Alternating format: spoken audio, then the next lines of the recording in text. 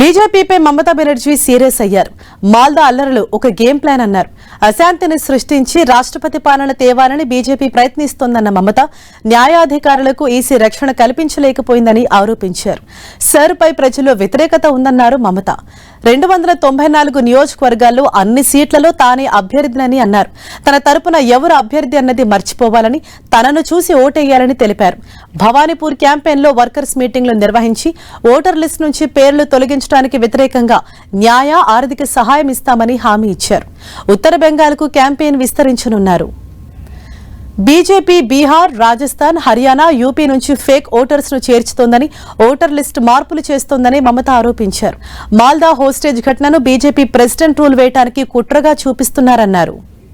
ఇక పశ్చిమ బెంగాల్ అసెంబ్లీ ఎన్నికల ప్రచారంలో సీఎం, తృణమూల్ కాంగ్రెస్ అధినేత్రి మమతా బెనర్జీ ప్రచారం ముమ్మరంగా చేస్తున్నారు.